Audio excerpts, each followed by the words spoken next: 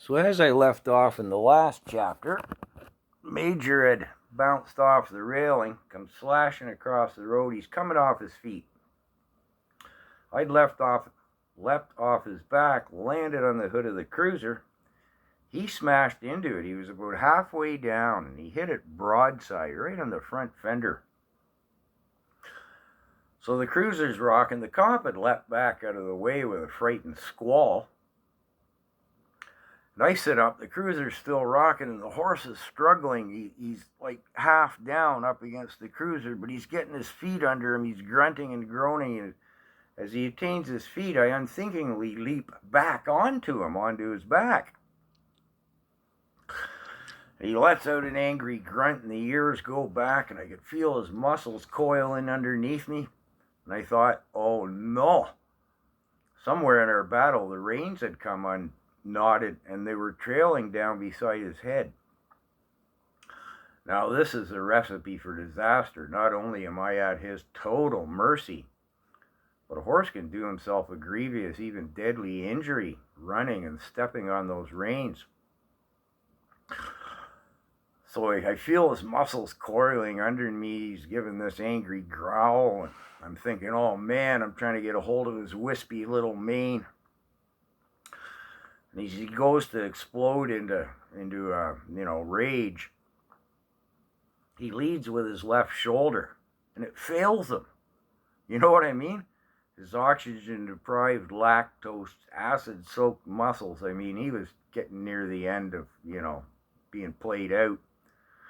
He'd torn the mirror off of the cruiser, big old chrome mirror, in those days. It hit him right on the shoulder, I guess. And his shoulder just betrayed him.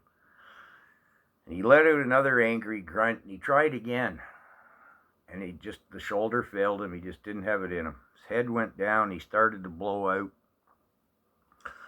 The cop's still standing there like, he doesn't know, it's taking him a whole lot less time than the telling.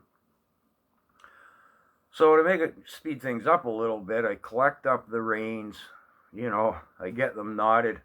And at that point, a cheer goes up from the crowd up and down the street, good work, kid, you got the old horse, blah, blah. The loud kid from up the road's bellering his head off, and the cop's still he's looking at the cruiser, right?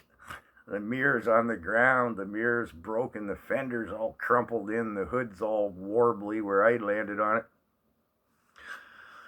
And the old horse is just standing there, head down, blowing out, I'm wiping the sweat out of my eyes. The cop, in all honesty, this is what he says. He turns and looks at me, he goes, "This is my first day on the job." No, this is my first day here. That's what he said. "This is my first day here. What am I going to tell him back at the station house?" Yeah, it's funny now. At the time, I was, mortified, right? Oh, am I going to have to pay for the cruiser?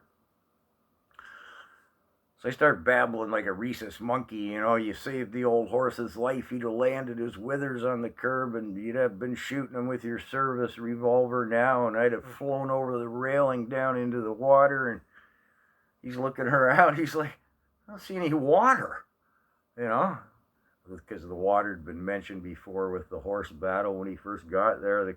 He's just, he can't get his head around any of this at all, right?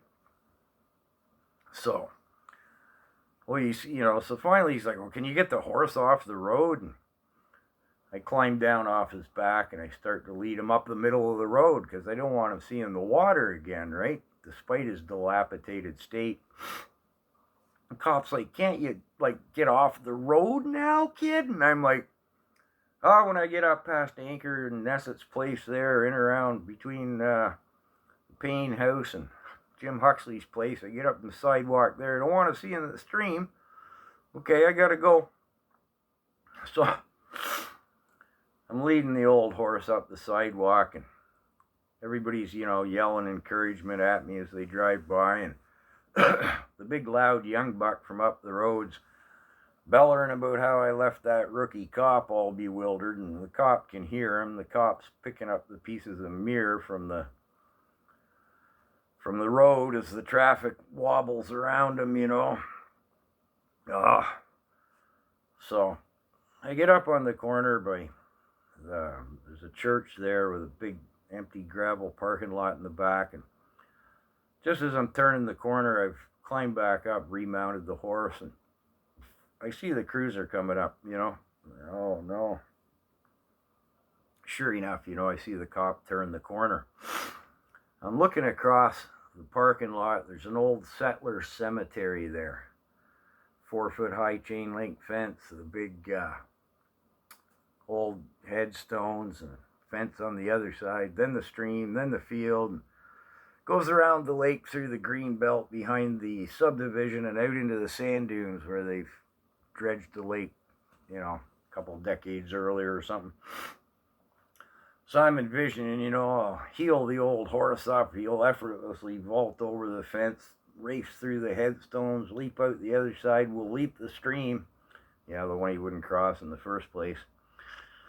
And with the cruiser, we'll go racing up the road, siren and motor and tires howling, and we'll get to the sand dunes just before the cruiser. The cruiser will bury its tires in the sand, We'll gallop off into the distance. In reality, the old horse's head's, his whiskers are about dusting off the sidewalk, and I can see a snail booking on past us doing better time. So much for the escape fantasy. Oh, hello, officer. I pretend to see him for the first time. He's like, hey, kid, I think I need to talk to you. I'm like, yeah, well, there's the gate peers into the park there by the bandstand. There's a fountain. I got to get the horse a drink. I need one too, and I'll just hook up with you there, right? He's like, yeah, I guess so. So seemed like a long ride down to the gate piers. Like I say, the old horse is about dusting the sidewalk. I think another snail goes past us, and cop's sitting there kind of looking at me and driving along. But the story gets more ridiculous yet. But I'll leave this chapter here.